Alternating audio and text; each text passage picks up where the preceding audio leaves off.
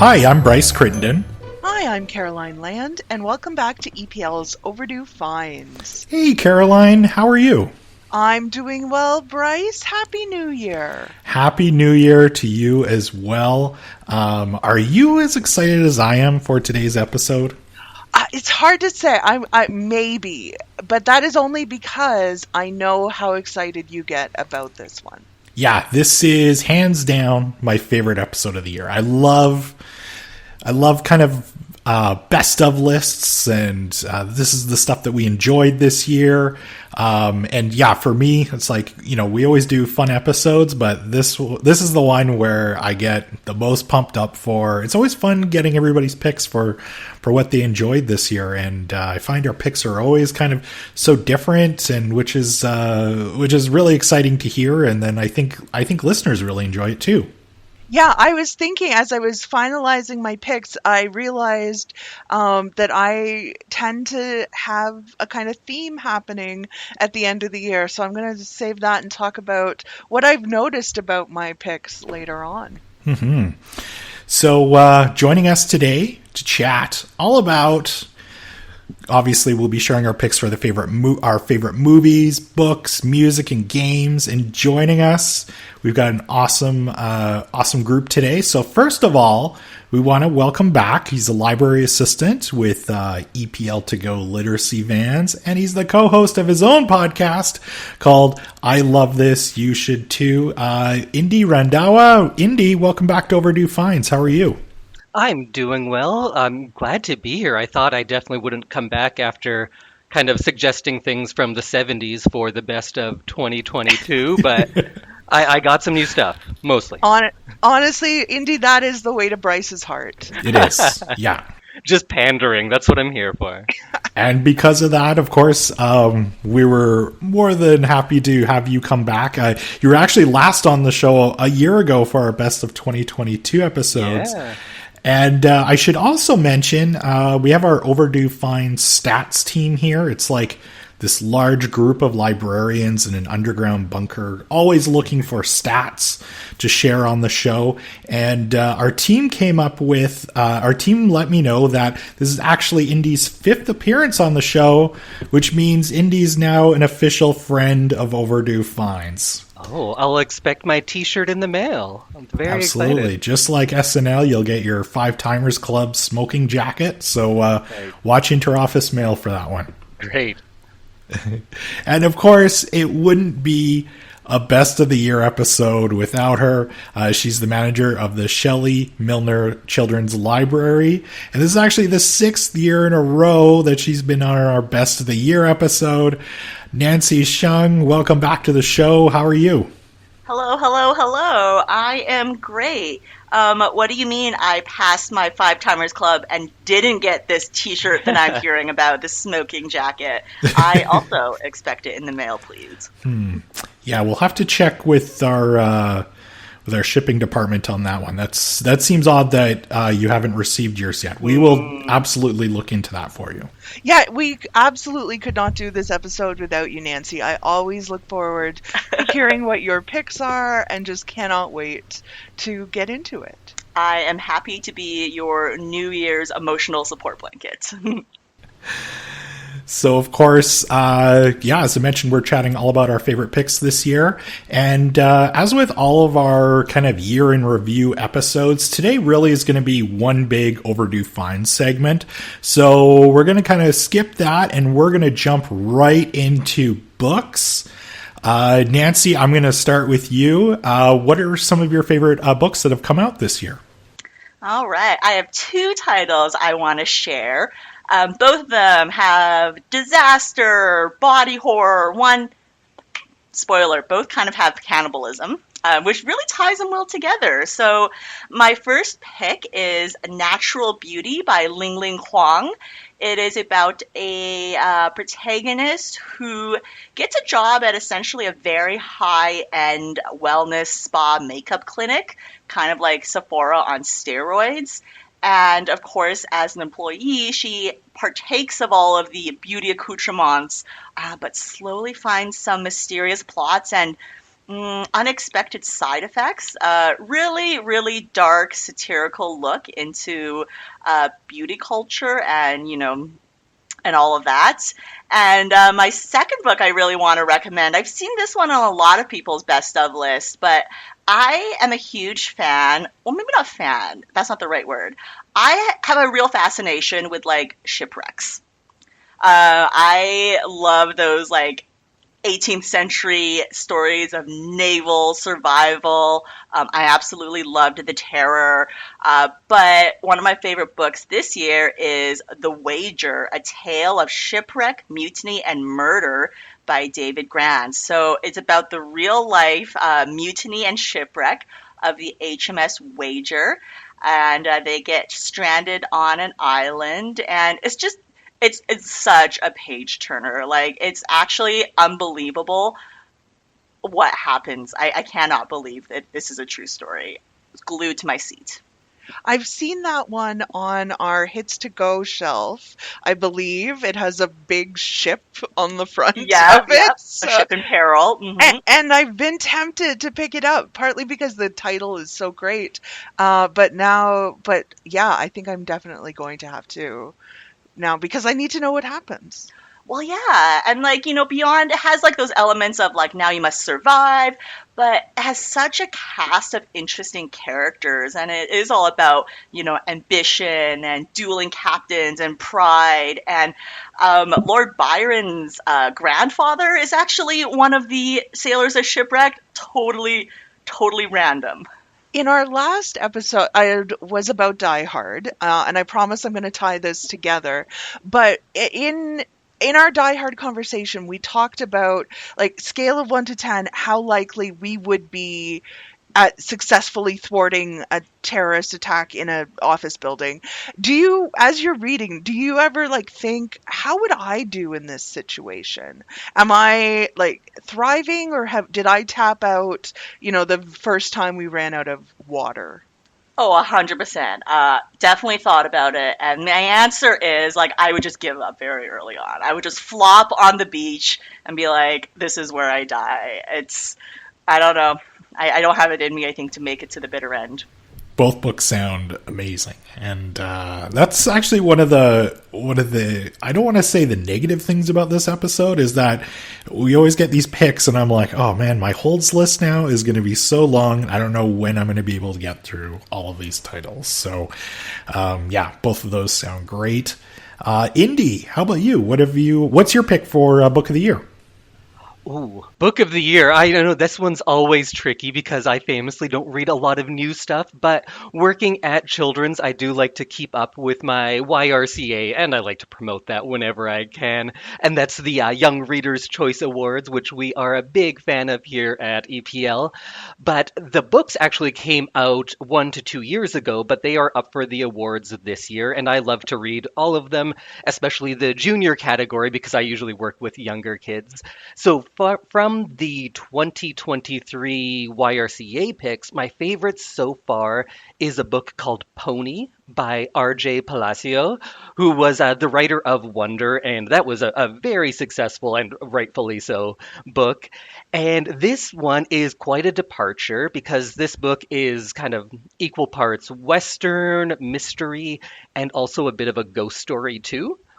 It revolves around a 12-year-old boy whose father has been kidnapped, and this is kind of Old West times, and the mystery of who took the father and why.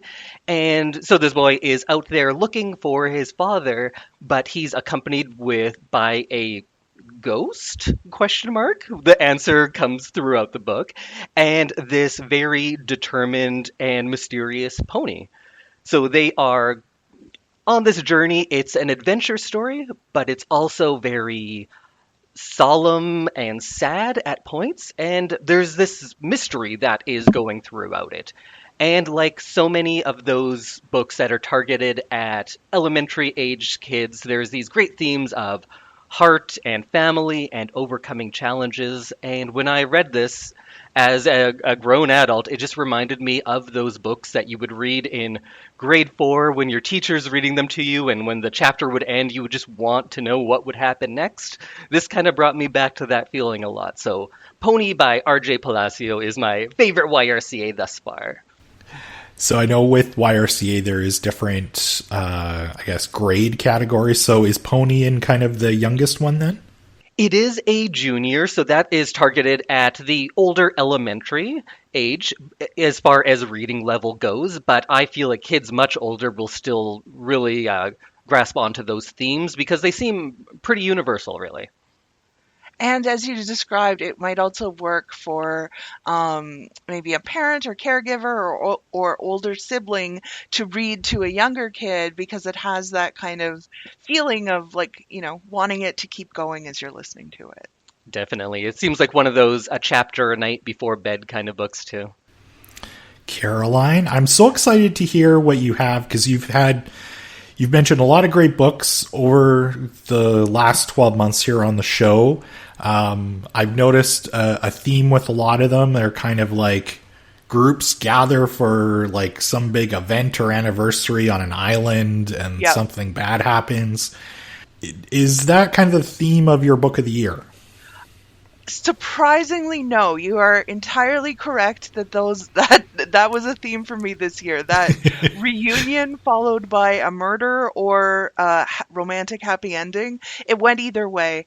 I want to give a shout out first to Bad Cree by Jessica Johns, which was my mid-year best of the year pick. And if I hadn't already talked about it so much on the podcast, I'd probably be talking about it more today. So if you haven't had a chance to check out Bad Cree, I think I saw on Twitter or X this morning that it was on the long list for next year's Canada Reads. So we'll keep an eye out for that. But I've realized, I was thinking about this, that through the year I read a lot of fiction. I'm also a big fan of nonfiction. I love learning about things. I've talked about a few books on the show, and that for the last couple of years, the book I talk about in this episode is kind of on a like a downer topic or a more serious topic that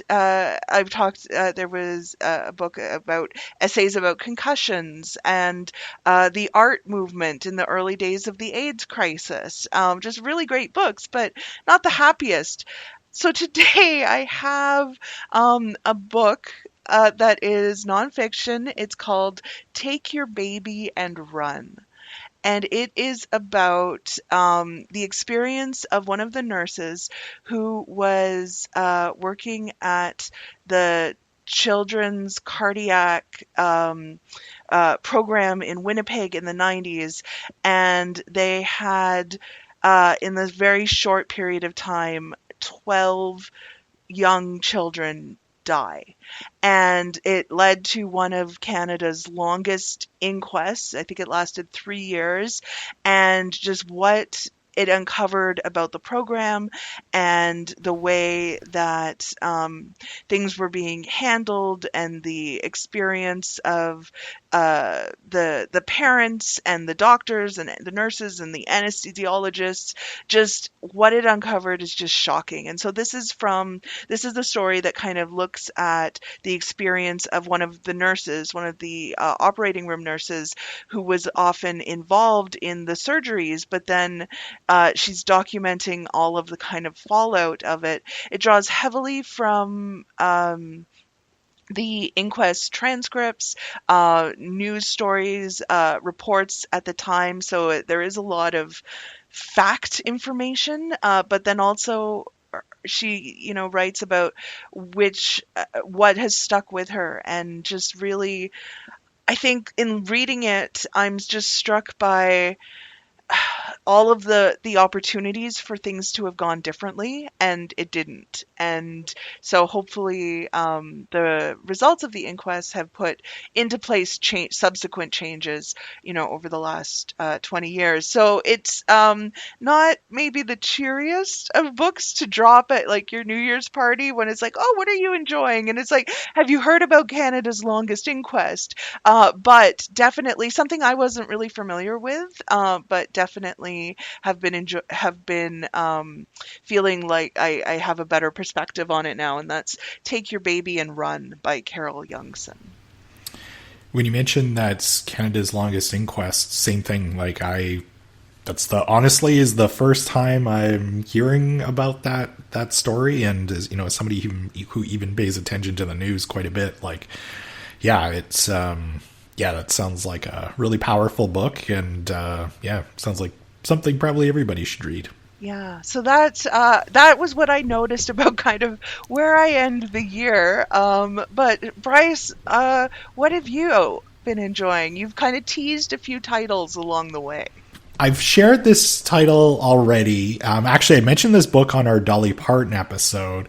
And at the time, I guess that there was probably a good chance that I'd be chatting about this one again on our Best of the Year episode. And I was correct, because my favorite book this year was How to Survive History, How to Outrun a Tyrannosaurus, Escape Pompeii, Get Off the Titanic, and Survive the Rest of History's Most Deadly Catastrophes by Cody Cassidy. So, Nancy, you mentioned a little bit of themes of cannibalism in your picks.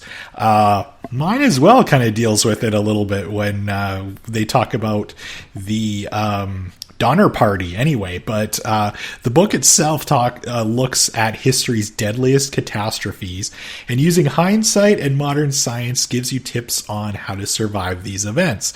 So now obviously these are kind of darker topics, but the book uses quite a bit of humor anyway. And one of my favorite parts is the chapter where it tells you where you should be on the Titanic when it starts to sink, and it kind of gives you a minute by minute breakdown of like, okay, like if you're in steerage, you need to be here at this time and wait for this gate to open up. It's just a really interesting book. It even tells you how you can survive the asteroid that wipes out dinosaurs.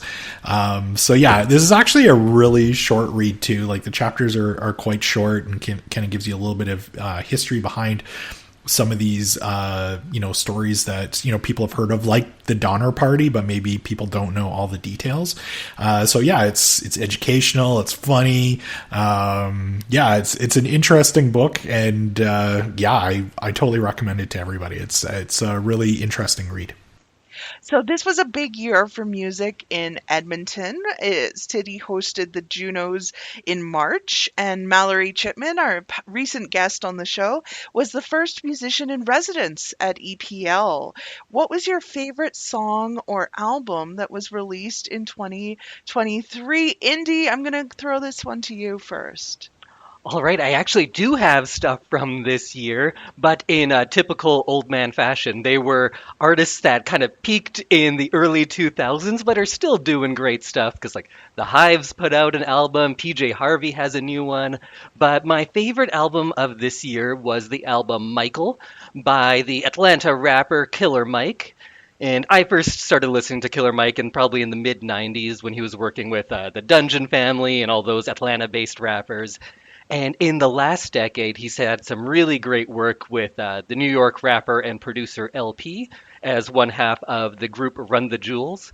And if you want to listen to them, they're great. And they're so much fun because they're two, I guess now, men in their 40s. And they talk about like, wow, I never thought I would meet my soulmate when I was 33. And they're just like the best of friends. And I kind of love to see two guys acting like that. And Killer Mike also had this short-lived TV show. I guess you'd call it reality TV, but he did things like he wanted to start to cull gang violence. So what his plan was is I'm going to incorporate the Bloods and Crips like turn them into actual corporations and let them sell products and make money that way. And he did, and you can still go and buy like Crip Cola because of this. He tried to start his own country, like by people just farming, and so that's the kind of stuff he's interested in. And then this album comes out, and because it's his first solo album in over 10 years, I think, it's a lot more personal than some of his work with Run the Jewels, but it's still very political because that's kind of where he's coming from always. He has this one song called Motherless where he's talking about the challenges of being raised by his grandmother and now living a life where both his mother and his grandmother have passed away. He has a song called Slumber that is a very sad and very, very sad depiction of an early teenage romance he had. And it's a very personal album. It's one that has some takes on masculinity that we don't often see in hip hop, specifically a black southern masculinity. And it's a great listen, especially if you are a hip hop fan. So it's called Michael by Killer Mike. Sounds really good, especially those themes of masculinity, because, yeah, I mean, if you listen, most people listen to any sort of hip hop, there can definitely be some lyrics that a lot of people don't agree with, obviously, but that sounds really good. And I think a lot of the times you will listen to music like this and you'll still hear that sort of stuff. But my challenge for people, if you maybe are just getting into hip hop and you're listening to Killer Mike or Run the Jewels, listen to all of the lyrics, because sometimes people are turned off when they hear something profane and they're like, this is all of this type of thing. And you're going to kind of lump it all together. But listen to the nuance that he brings out into what he's talking about as well. Nancy, what about you? What have you been enjoying this year? I'm not always the most up to date on music, but there was one album that I listened to over and over again, and it was Japanese House's In the End, It Always Does. Not to be confused with Japanese Breakfast. I actually thought they were the same artist until recently. But Japanese House's In the End, It Always Does, and it's essentially what I want to call sad girl breakup music. I listened to it. It brought a lot of emotions. I moped. I lay on that beach and waited to die. You know, it was kind of like, it was a fitting soundtrack to this general moodiness. I highly recommend it. I love that. That's the category. Like, that's how I want music described. Yeah, sure, rock, pop, hip hop, like big categories. That's probably the most effective way to sort them at the library. But, you know, the sad breakup music, or Bryce, the driving around music. Absolutely. I would be all over that. I would be looking for it all the time in the library. Maybe we could have a separate category for that. Bryce, what have you been enjoying? Well, like Nancy, and I think Caroline, you also fit in this category, I do struggle with the newer music. I have to really kind of force myself to kind of seek out music that was not produced in the late 70s, early 80s. But my pick this year anyway, it is sadly not a Quentin Tarantino soundtrack. But I will say, Caroline, like my favorite category, this is great music to drive around to. So my album of the year, I was really enjoying the synth beats of the new Gorillaz album called Cracker Island. So this is actually the 8th album from the virtual band, and it came out in February of this year. So the album itself features collaborations with everyone from Bad Bunny to De La Soul, and get this, even Stevie Nicks is on one of the tracks on the album. So my favorite songs from the album are the track title, Cracker Island, and that features a Thundercat, and also the song New Gold. So, Caroline, I could put this one in my vehicle and just drive around the city. Kind of felt a little bit like, you know, the movie Drive with Ryan Gosling, and there's kind of that synth pop kind of playing in the background. Reminded me of that. Yeah. So stay tuned. Maybe 2024 we'll see the launch of our spin-off program, Driving Around with Bryce. driving around Edmonton with Bryce, and just listening to synth and 70s funk. It will be a great podcast. So, Caroline, how about you? What album, I guess, really caught your ear this year?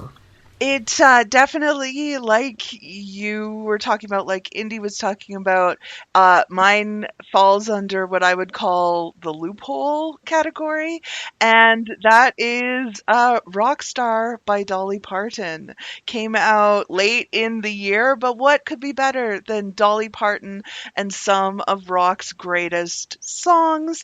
I personally have had Wrecking Ball just on repeat. And she sings, it's a duet with Miley Cyrus, who's her goddaughter. They had done it originally, I think, on a New Year's Eve special that like had some of Dolly's music and some of Miley's, and that really kind of got Dolly thinking about what could be possible for this. The album itself came out after her induction into the Rock and Roll Hall of Fame, and yeah, I just love it. There's something about we talked in our Dolly Parton episode earlier in the year about how she had the originals for some songs that then became greater pop hits. I Will Always Love You being one of the most famous examples. And so to hear something that's more rock pop go to sounding like Dolly is an interesting like reversal almost. And yeah, it's songs I recognize, which is good, and then it's Dolly Parton, who is great. So that's my pick. Check out Rockstar. I love how that album all came together just because she was inducted into the Rock and Roll Hall of Fame, and she felt like she didn't maybe belong in the Hall of Fame because she didn't, obviously she's a country artist, but she's like, I'm going to release a rock album. So, yeah, good for Dolly. That's awesome. I haven't had a chance to listen to it yet. It is on my to listen list, and good to hear that you enjoyed it. Yeah, and it is on Hoopla, so you can stream it. Maybe have it in the background of your New Year's Eve party. All right, so this is my favorite category, and mostly Caroline. I'm always so excited to hear about your picks. We of course are talking about video games. Now we've discussed on the show in the past you don't play console games like Xbox or Switch or whatever. But Caroline, of course, I'm going to start with you. I know kind of from a separate chat we had, you were enjoying a Puckdoku this year. Yes. Is that your pick for Game of the Year, or do you have something else you can share? That's probably my game of the year on there. I recently got all 9 answers in a grid, which for me is huge. And my difficulty level wasn't that bad either on it. So I am enjoying that for sure. I continue to play Best Fiends. I talk about that one all the time. Wordle, I'm on a pretty good streak in Wordle right now. And I also have started looking into, I started enjoying drop merge games where you have to like run the numbers together and then it creates a bigger number that you then have to pair with another number. I haven't found a really good one yet, so I'm not going to name drop any options there, but if anyone knows of one, I'm always looking for it. So yeah, I think I will go with Puckdoku for my pick of Game of the Year. I will also say, you mentioned Wordle and Puckdoku. Have you played Gordle? No. Gordle is like Wordle, but it's with hockey player last names. Oh. Okay. So something for you to check out. I find it extremely hard, but I'm terrible at Wordle, so maybe that's why. But Indy, do you have a favorite game that came out this year? I am also not a huge video game person, but for this podcast, I finally got around to starting Spider-Man 2 on the PlayStation 5. I haven't put in much time yet. I probably put in an hour, maybe up to 2 hours so far. But already, it's very impressive. I was a big fan of the first Spider-Man and then the Miles Morales sequel. Both of those were PlayStation games, and now Spider-Man 2 is bringing both Spider-Men into one game. And Although I haven't played much of it and I'm not a very big video game person, I think my pitch can be to the casual gamer because I feel like being a casual fan of video games is tricky now. A lot of games require constant online play, they require purchasing, like actual money purchases, which still seems wild to me because again, I'm learning I am an old man. And it requires so much dedication, while I feel like a game like Spider-Man doesn't as much. Of course, if you are hardcore, you can play it in that way, but for someone like me who is just going to pop in and out, both of the previous games had great storytelling in them, so you can follow along for that reason only. The gameplay can be scaled to be as difficult as you want, and just the presentation, both in the gameplay and in the graphics, it's very impressive. It's pretty to look at. And if you just want a relaxing time, you can just swing around New York. You don't even have to fight people for a while. And then if you want to get back into the story, you can do that too. I have to say, as somebody who owns an Xbox, I do not own a PlayStation, but that is a game I'm so jealous of that a couple of years ago, actually, when the first Spider-Man game came out, I considered buying a PlayStation just so I could play that game.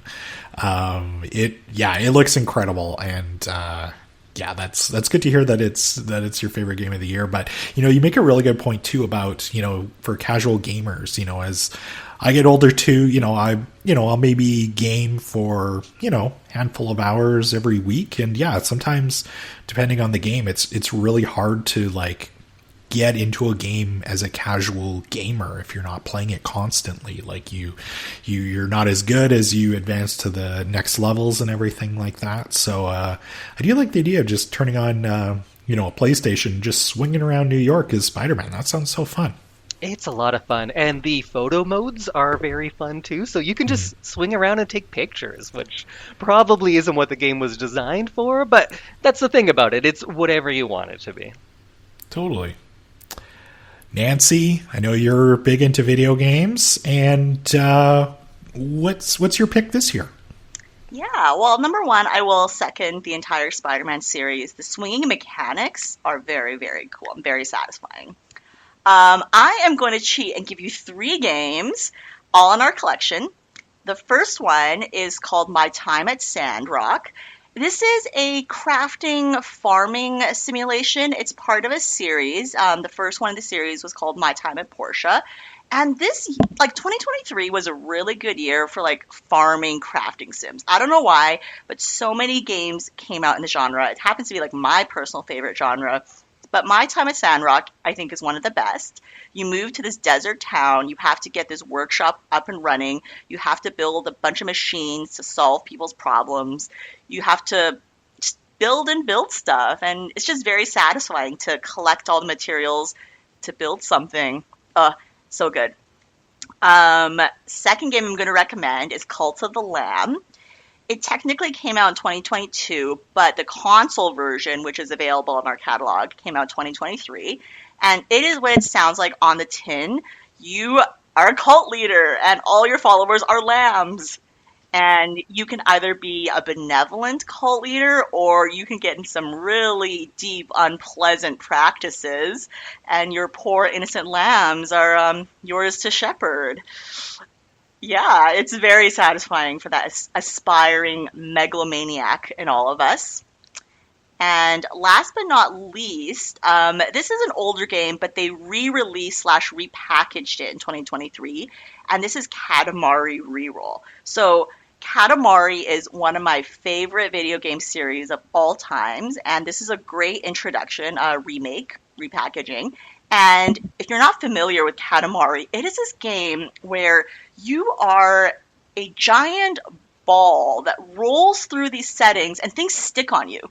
So furniture, people, flowers, cats, food, everything sticks on you. And your goal is actually to just become a bigger and bigger and bigger ball and essentially suck up the entire cosmos. It's a very fun physics-based game, but I just love rolling around and seeing things stuck to me and flailing on me as you vacuum up the universe. It's so satisfying, and it's actually a really good casual game because you can just jump into a single session, wipe out a small planet, and then you're done. Bryce, what have you been enjoying? I know that you are a regular gamer checking things out, so what stood out? Yeah, there was lots of great games that came out this year. They just had the Video Game Awards, I think, a few nights ago before we recorded this. And one of those games that was up for top award was Super Mario Brothers Wonder. And this is my pick for my favorite game of the year. You know what? Nothing against Super Mario Odyssey, which was kind of the first big Nintendo Switch title that came out a few years ago. But I like Wonder more because we're kind of going back to... We're getting Mario back to its roots with the traditional side-scrolling adventure rather than kind of like the 3D world type of with Odyssey. So what's neat about this one is not only do you get to play as Mario and Luigi like you typically do, but you can also play as Princess Peach, Princess Daisy, Toadette, who I didn't know was a thing, and Yoshi. You go across different levels across the Flower Kingdom with the assistance of some flower-like Denzies. And here's another thing, too, I really thought was cool about this game. So in previous games, like in Super Mario Bros. 3, as Mario, you can turn into a raccoon or a frog. In this one, Mario turns into an elephant, which is so fun. You're kind of like a bulldozer on those levels. And one of the really neat features, too, about this game is you can play... There's a multiplayer mode in this game, which I believe is actually the first for like traditional Mario Brothers series, not counting Mario Kart or golf or anything like that. So, yeah, I think that's so cool. So, yeah... Super Mario Bros. Wonder is the game I've been enjoying the most this year, and you can borrow it from us. I know the holds list is quite long, but put your name down for it. It'll go quick. While you were describing it, I quickly, on my second monitor, Googled Elephant Mario, and where has he been all my life? I know. When you're playing it, you're like, this should have been a thing a long time ago. It's amazing. Like, it's crying out for an 80s cartoon series. Oh, totally. I could tell that I saw Nancy Googling it right then, too, so then I did as well. Yep, also fantastic. Mario's rocking that elephant dad bod. Yeah, he owns it. It's fantastic and so fun. Love it. Well, maybe that could be the one that gets me into gaming. We'll see how this turns out as well. But turning to movies, Barbenheimer was one of the biggest pop culture stories this year and brought a lot of attention to on-screen performances. So we want to know which movies or TV shows, because sometimes there can be not that much difference between them. Which movies or TV shows topped your 2023 list, Nancy? Well, I'm going to go with a TV show. This year, the live-action version of One Piece came out. So One Piece is a very long-running anime. And the live-action is only on Netflix, but it really inspired me to go and rewatch the anime. And EPL has lots and lots of copies of it. And it's just such a feel-good pirate adventure. Just so much fun. I highly recommend just popping in an episode, like when you want to just be in a better world. Fair. Indy, how about you? What have you enjoyed this year? Well, I have one pick that could have been album of the year, TV show of the year, or movie of the year, because it is The Army of the Doomstar. And this is the feature film that followed the TV show Metalocalypse, which I don't know if it's, by the look on everyone's faces right now, it might not be well known. So Metalocalypse was a TV show that follows a 5-piece metal band. So this is another fictitious band, I guess. And in the show, it's an animated show, they are the biggest cultural influence in the world. This is a world where metal is the biggest form of music, the biggest form of cultural expression, really. And this band is also the sixth largest economy in the world because they're that popular. And this show is it's not self-serious at all. And they have these larger than life heroes because the band is looked on that way, but they are revealed as being incapable of doing anything else outside of making music. Like they can't feed themselves, they can't hold down relationships.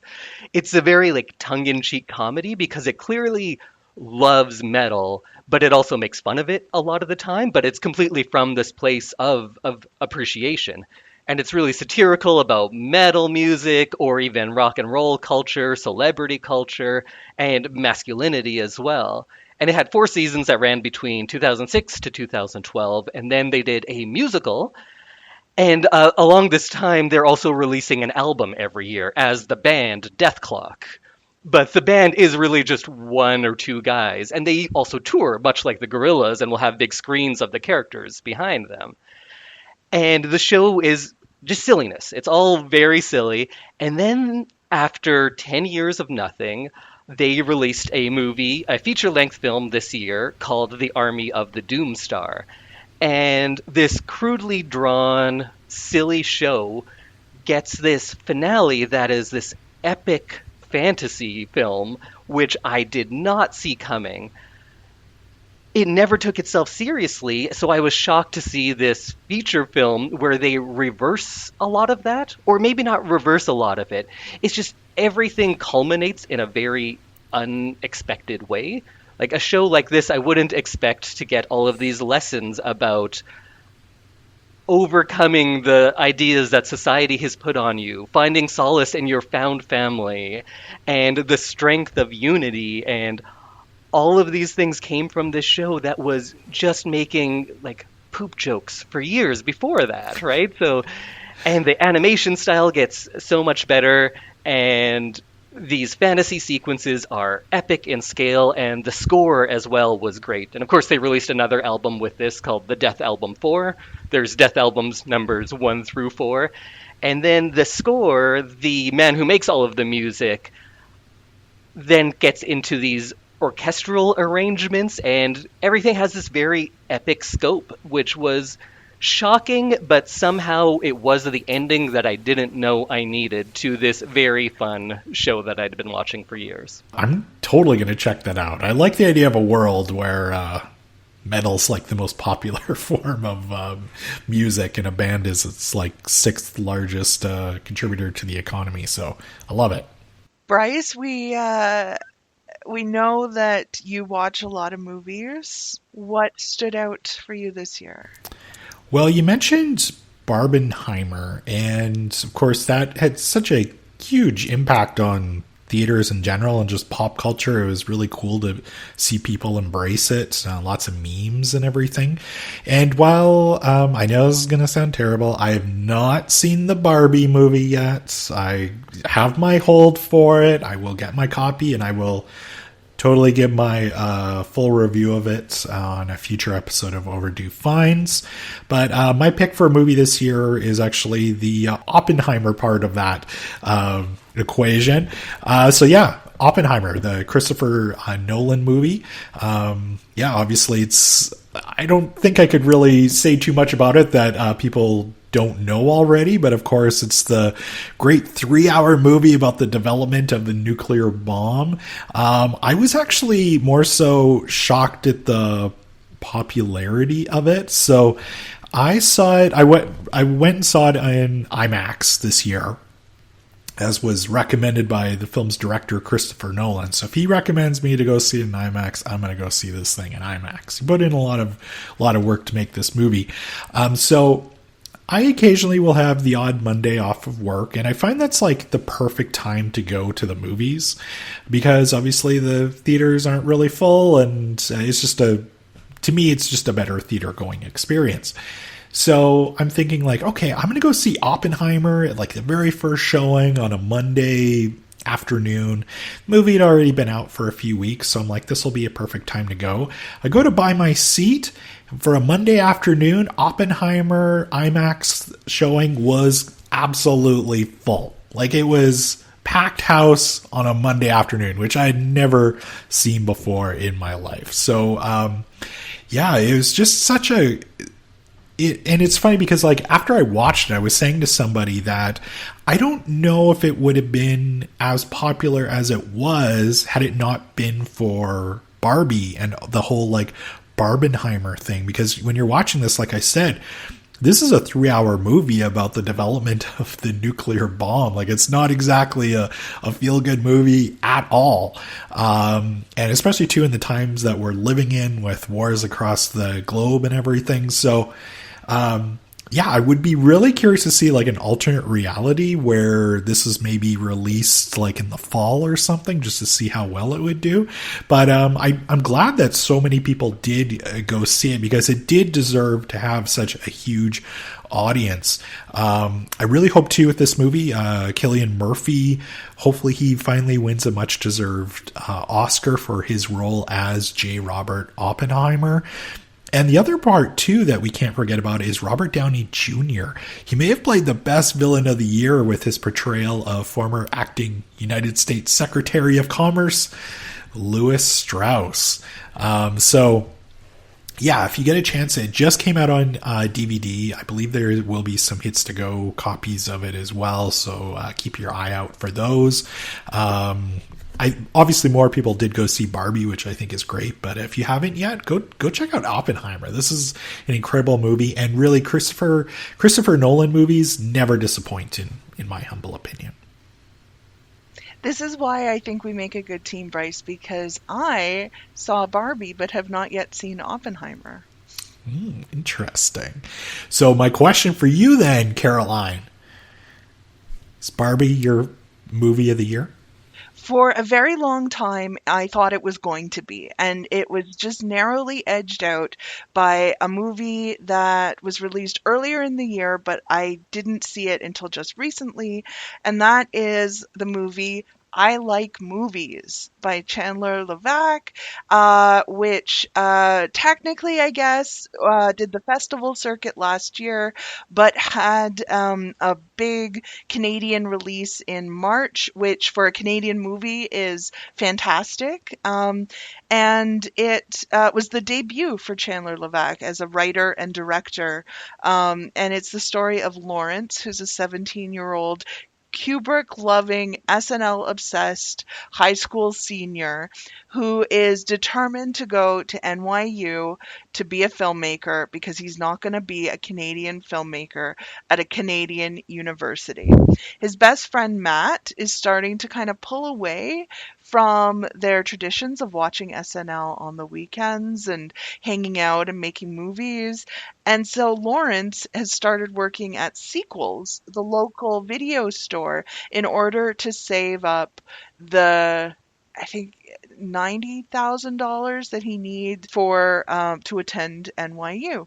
So at the movie store, he develops a complicated relationship with his older boss, Alana, who has never really met anyone like Lawrence and isn't quite sure what to do with him. She's going through her own stuff. It was just very, very funny. It's set in 2002, 2003, which, Indy, as you referenced, like that 20 years ago is like my sweet zone for pop culture. And so like even like the posters of things in the movie store are just really enjoyable to be watching on there. It's very funny. It's sad in places, awkward, uncomfortable, all of it. And I really want more people to check it out. You can stream it on Hoopla. I second that pick. It was actually going to be a future Overdue find pick of mine. I actually watched that on a flight earlier this year. And yeah, it's so funny. And as somebody who enjoys like awkward comedy of, think of like The Office or Curb Your Enthusiasm, that type of stuff. There is some stuff in this movie where I was just like, it was even a little, maybe too awkward for me. But yeah, I did get There's a part of that Lawrence character who kind of remind me a little bit of younger Bryce, just in the fact that, you know, he wanted to be a filmmaker, but he didn't want to be a Canadian filmmaker. which I thought was kind of funny. So, yeah, I second that pick. So it's really good. Go check it out. Bryce, did you have a TV pick? Yeah, so I actually did mention this one in our Best of the Year So Far episode, and I just want to give a shout out to a little TV show that was a big hit and had some scenes filmed here in Edmonton. And yes, I'm talking about the first season of Last of Us. The show starts in 2003 as a fungal infection ravages the planet, which turns people into kind of violent creatures known as the infected. And the show catches up 20 years later, where there's a survivor, Joel, who of course is played by the super popular Pedro Pascal, and he's hired to smuggle a 14-year-old girl named Ellie, who's played brilliantly by Bella Ramsey, out of a quarantine zone, and he has to deliver her to a rebel group called the Fireflies. So one of the fun parts about watching this first season of The Last of Us was, of course, seeing just looking at those scenes that were actually filmed here in Edmonton. So it was kind of cool seeing the stuff on, like, they filmed on Rice Howard Way. And of course, I think a lot of people will get a kick out of the scenes that were filmed at the legislature grounds. So, spoiler, you know, I don't want to say too many spoilers, but I think people will kind of laugh, just kind of given the state of current politics right now. So, Last of Us, go check it out if you haven't seen it yet. Before we get to our roundtable questions, Bryce, can you let our listeners know what's coming up on our next episode, which will be coming out on Friday, January 12th? Caroline, I am so excited because we are kicking 2024 off with a bang, because we're going to be bringing you our biggest interview to date. We teased this a while ago, and by a while ago, I mean probably about 3 or 4 months ago. But we're finally ready to share our interview with author and award-winning actor Rainn Wilson. So yes, we'll be chatting with the man who played Dwight Schrute on the next episode of Overdue Finds. We're going to be chatting all about his recent trip here to Edmonton, where he helped us raise money for our Ready, Set, Read program. Of course, we'll be asking him about The Office, and of course, his book Soul Boom, which is available now. Caroline, we recorded that episode actually before this one, and yeah, we were kind of gushing afterwards about how well the interview went, and I'm so excited to share it with everybody. Okay, so into our roundtable questions. First one, so we've talked about the stuff that came out in 2023. What is one older title that you watched, read, played, etc., that you'd been meaning to for a while and then finally did? Nancy? It's not really an older title in that it just wrapped up recently, but after many years, I finally got into the hype and I watched Succession, and I really, really liked it. And I say this with like shock, because I did not expect to like it. It did not sound like the kind of show that I'd be into, where people are really mean to each other, but I got super into it. I've like watched the whole thing twice already. I also just got into Succession as well this year, and yeah, second the love, and yeah, it's funny to watch a show with a group of people that are very unlikable, and you know, you kind of root for them. So, Indy, how about you? I guess mine probably goes back a little further. My kind of reading project of the year was learning more about the Harlem Renaissance.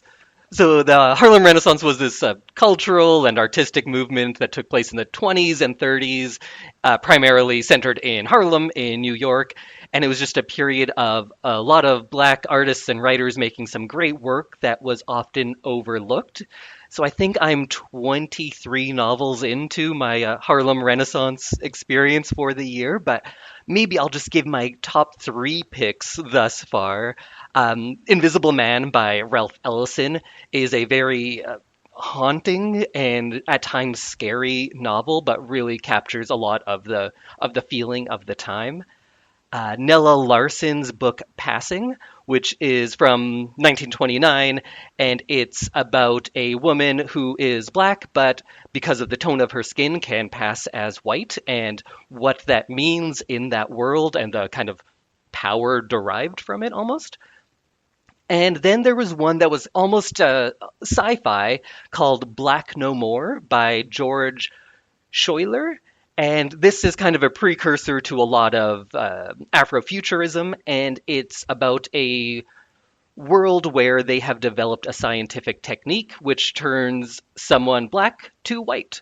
And not just what that means for the individual who goes through it, but it kind of takes a bigger look at it and how the world economy crumbles without having a group of people to blame all of their woes upon. And it's eye-opening, it's tragic, and a lot of these books are, but they are a lot of often overlooked books. But when you go back and read them from now, you can see the influence that they've had on American literature as a whole. And there is a book called On the Shoulders of Giants, which was written by Kareem Abdul-Jabbar, who, along with being, I would say, the fourth best basketball player in history, is a very thoughtful man and a great writer.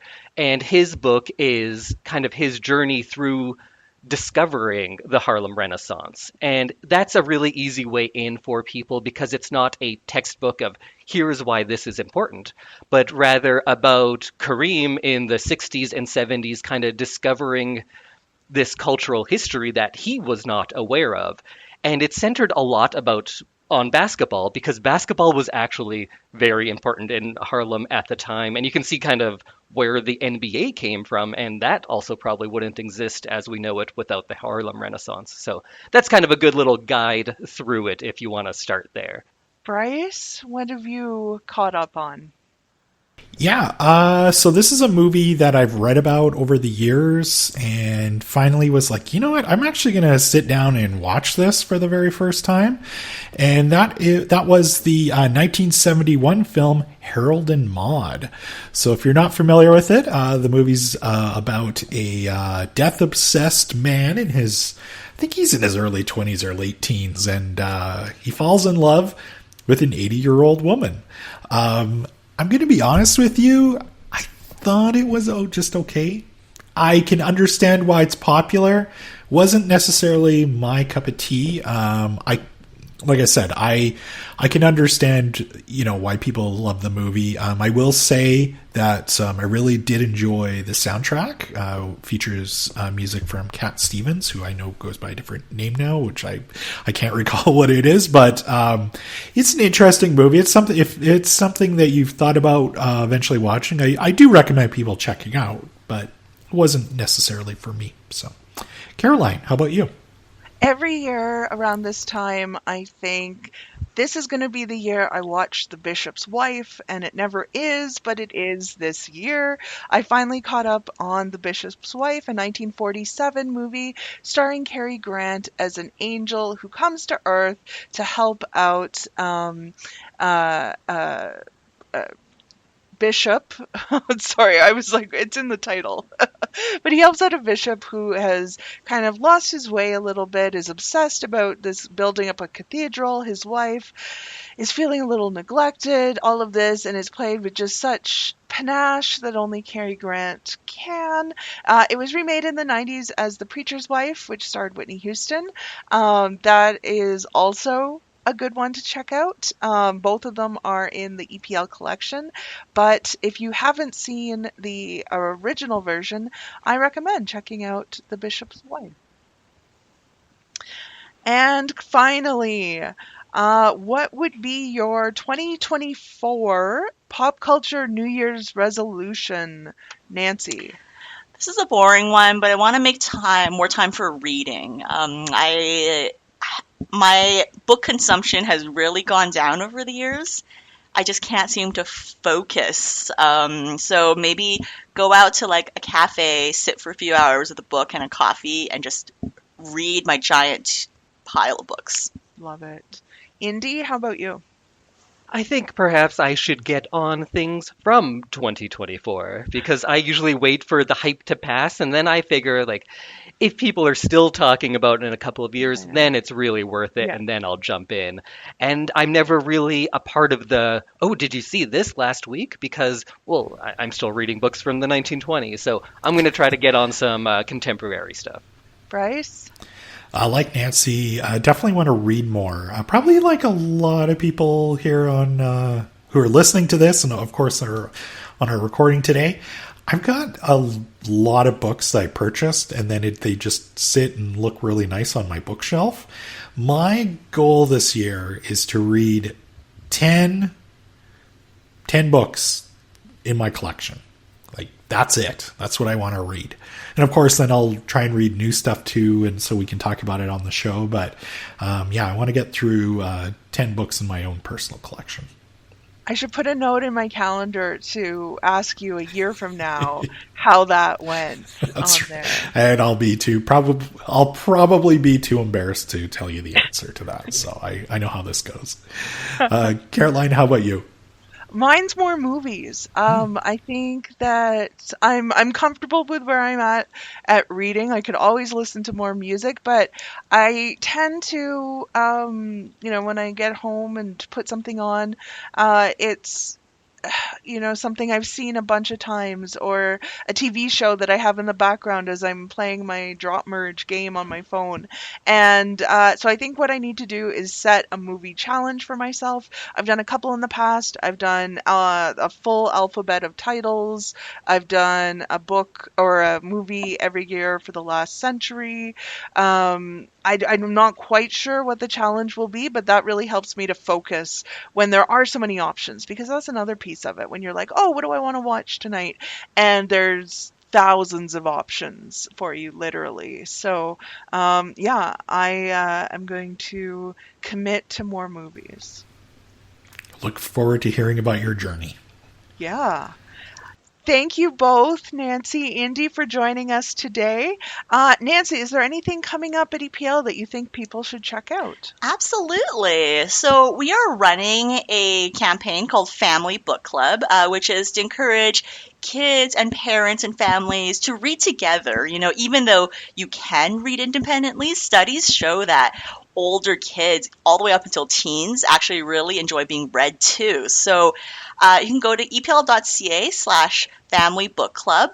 And we've picked a title this year that we're encouraging everyone to read. It's a classic, Charlotte's Web. And as a result, several branches are running tie-in events where the idea is come and do fun Charlotte's Web theme activities. Maybe you read it beforehand and you come. That's great, but you can also come without having read the book. Maybe we can inspire you to read the book after coming to one of our events. So check it out. Nice. I'm really looking forward to seeing how this goes. And Indy, what would you like to let our listeners know about? I work for EPL To Go specifically, and we often call them the literacy vans here at the library. And what we do is we just kind of go around to communities and bring library services to them.